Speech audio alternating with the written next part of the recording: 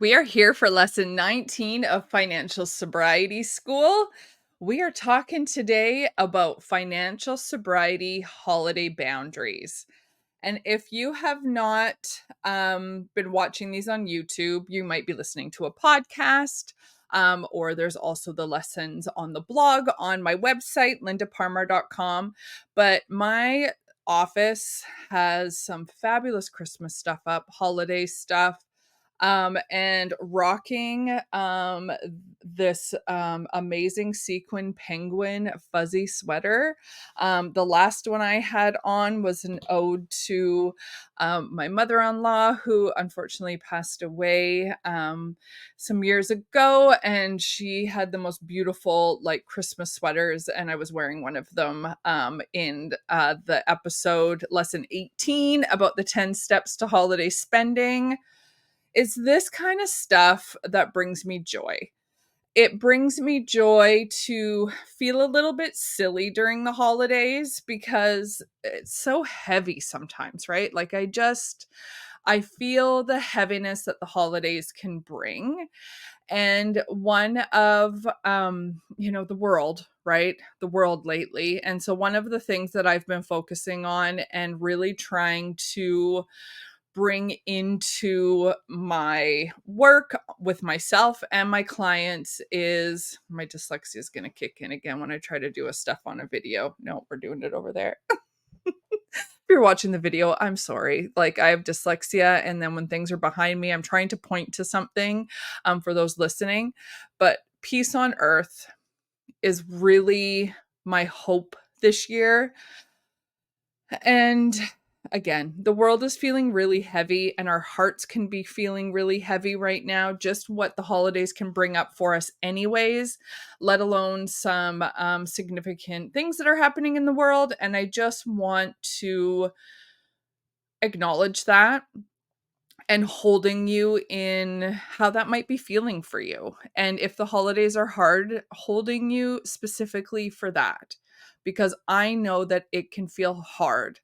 So last lesson 18, I talked about the 10 steps to holiday spending, which also included some stuff that you could do to really conserve your energy as well. I still do have that e-course up for you at lindaparmar.com/holiday spending. It's $37 Canadian, and it's just got some amazing stuff in it. And this week, I wanted to talk about in this lesson is talking about some financial sobriety holiday boundaries, because just that, it feels like a lot right now. And what boundaries can we put into place to be able to conserve our energy and to maybe, just maybe, enjoy part of the holidays? And so, with that, I explain boundaries as something that I put in place to keep you in my life, right? So, and that doesn't necessarily need to be like people. It can also be about money, right? So putting into place some boundaries that will keep my money healthy, happy, organized, financial sobriety.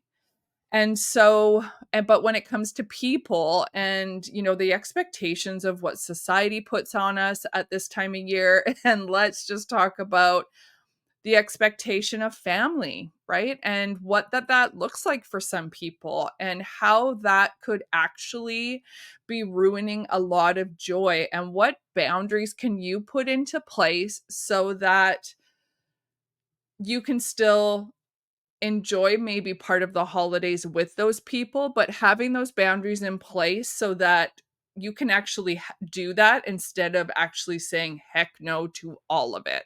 And also, if you want to say heck no to all of it, that's okay too.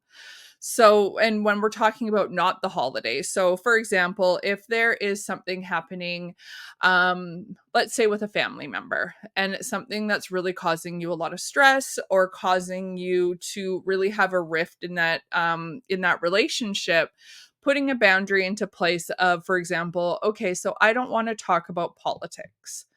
you and I, like, I just don't want to have politics be any part of our conversation, because I'm really feeling like that's stressful for me. And I'm just wondering if that can be something that we can put into place for ourselves. And again, that boundary of being, I want to keep you in my life, but talking about politics isn't working for me with you. So, like, how about we put that boundary in place so that I can still keep you here with me, but with some boundaries in place to make sure that we're both on the same page and not having anger and resentments that start to come up. And oh boy, are the holidays full of anger and resentment. Here, you want a little anger and resentment for the holidays? Perfect. There is a perfect storm of brewing, right? So, holiday boundaries that you can put into place. And what I want to say is this episode, I believe it's December 9th that this is coming out. Just going to double check on that. Sorry, December 5th. This one's coming out.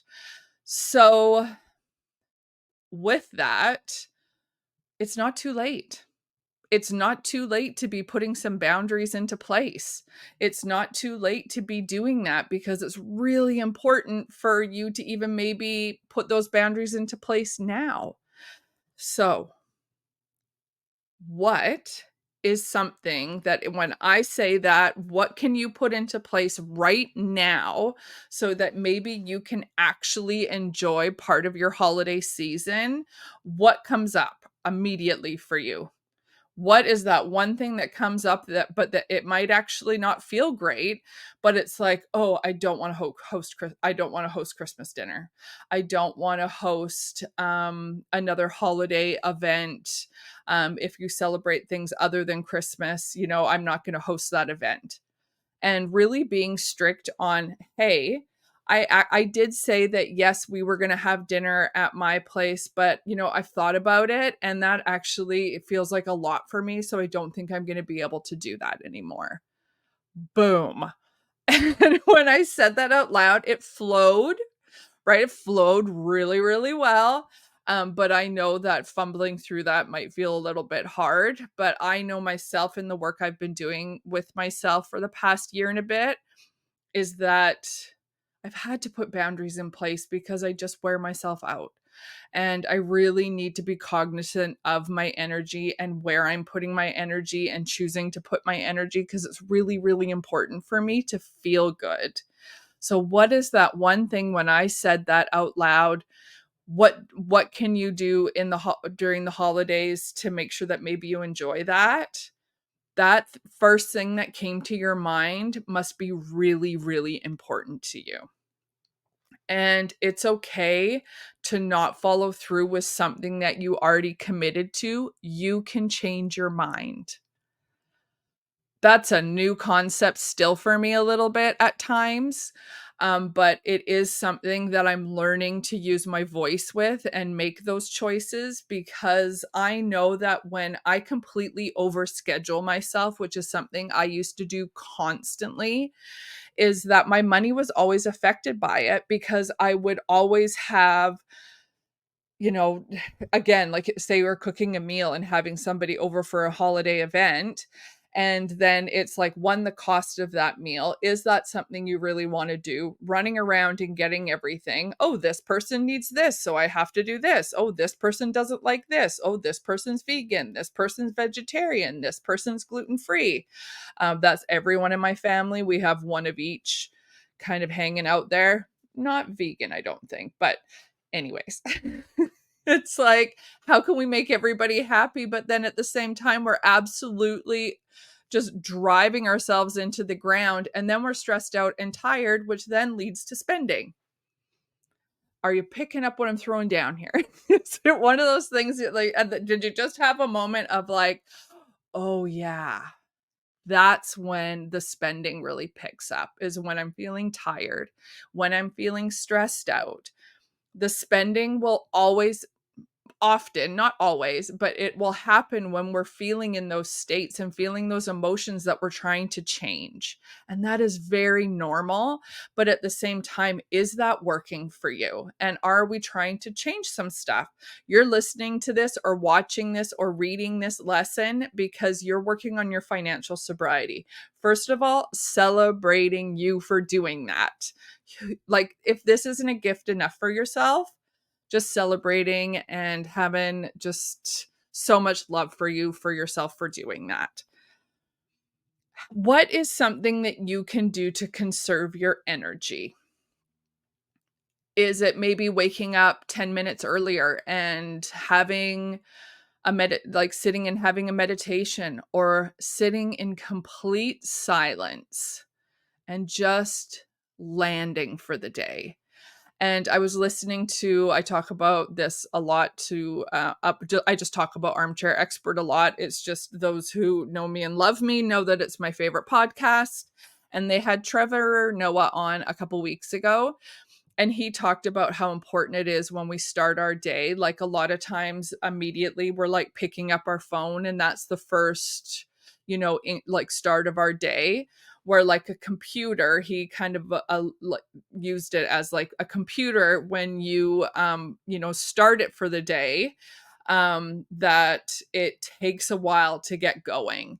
And what we're doing a lot of the times when we wake up in the morning is we're like picking up our phones, or we're hijacking our peace and our, all of that, and we're trying to load a video immediately after we turn on the computer. Right? Like, when you have your computer and it just starts, and literally, like for mine, and I know I have to clean it up, but it's a good 15-20 minutes before I can sit down and actually do anything, because it's like, it's collaborating, no, doing some sort, calibrating, to be able to like have optimal performance. Well, how can we make sure we have optimal performance in rest, right? So, being that like we're those computers that are starting up, let's not hijack our brains and everything with our phones right away. Right away, you're probably picking that up and going like, oh, hey, look at that sale that's on right now. Oh, hey, I got to do this. Oh, I got to do that. Oh, I got to do this. And then your brain, you're just flooded for the day. And that's how you're starting your day. Where how can we spend maybe the first 10 minutes of after we wake up of like, how am I feeling today? What do I want to accomplish today? How did yesterday feel? What do I maybe want to change about that? And we can get really specific about that with like money, not suggesting that you do that when you first open your eyes and like what felt good with money, because it's kind of like maybe hijacking our system a little bit if we're not used to those questions. Well, Linda from Financial Sobriety School, she said I should wake up and immediately think about my money. No, no, no, let's not do that. Because again, if we're doing the thing where we're thinking about what worked and what didn't work, that's supporting our money, because we're not in a state where we're just like in absolute overload. And that's what we're doing when we're picking up our phones. So something to think about of how can we conserve our energy? How can we actually give ourselves some time to start in the morning? And what I mean by that is stillness, solitude, quiet. What does that sound like and look like for you? And one thing, and I'm going to say this, are you saying no to stuff? And that might just get you in the gut. It might be like, heck no, Linda, that is the last thing I'm doing.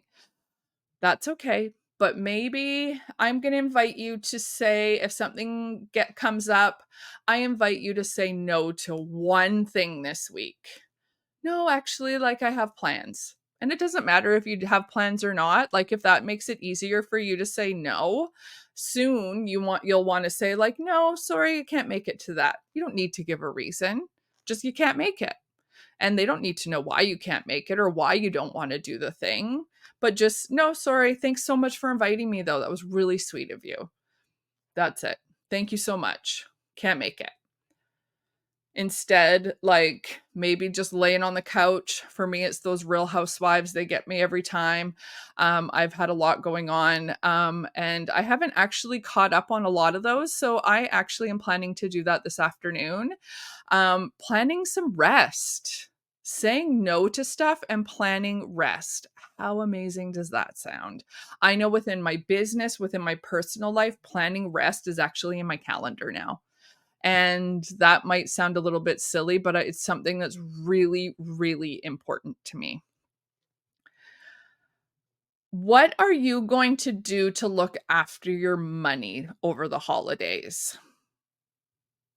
Because I know for sure that when we start to look after our money starts to look after us. I truly believe that money is an energy. And when we start to work on our money, the reciprocal thing that starts to happen with that is that flow really starts to happen. And that contact, that conscious presence with our money will literally come back to us so much. And what is it actually costing you literally to not look after your money? And in no way do I, and as I said that out loud, I was like, oh, I really hope that's not coming across as like shaming you, because that's not at all what ever I'm wanting to do with my messages about money. But also, coming from a place of looking at it is so, so important. And again, you're listening to this because you're working on your financial sobriety. So, even having a quick peek at your money and seeing where you're at, maybe doing a little planning for the holidays of our energy and our financial energy and our financial sobriety. What does that look like for you? What can you do to look after your money this holiday season? Because again, like when we start to look after ourselves and our bodies and our feelings and all the emotions that come up, once we start to do things that are working for us, that really, really comes out in our spending, in how we're feeling about things. It all starts to flow. I call that the financial sobriety flow. The holiday season can be exhausting. So, this has been my little pep talk for you about what you can do and some questions you can ask yourselves to see what you can do to set some boundaries, set some financial sobriety boundaries during your holiday season, so that again, maybe, just maybe, you might be able to enjoy some of it and have some peace. Again, my peace on earth is my biggest wish for everyone this year. And how can you make that be a part of your holiday plan this year?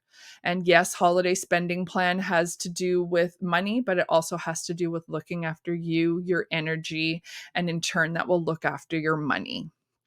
Holiday spending, 10 steps to holiday spending, is still available. The e-course, you can find it at lindaparmar.com/holiday spending. It'll go into great detail of well, not great detail, because like I also know that there's time that is really precious, right? So I don't drone on and on by any means, but it goes into detail about how to really make sure you're conserving your energy this year and your money, and tracking and planning, and all in one simple place. lindaparmar.com/holiday spending. And I hope for you that you are able to set some sort of boundary that will help you breathe a little bit easier, that your shoulders won't be up to your ears in stress, and you can start to just land. Be here, be now, be present with yourself and your money. Thank you so much for being here for the lesson today. I appreciate you so much. I just hope that you put up some Christmas lights and maybe just sit in some coziness. Remember, starting our day is really important as well. Making sure that our little computer and our brain starting up, that we have some silence and some peace. Thanks so much. Bye.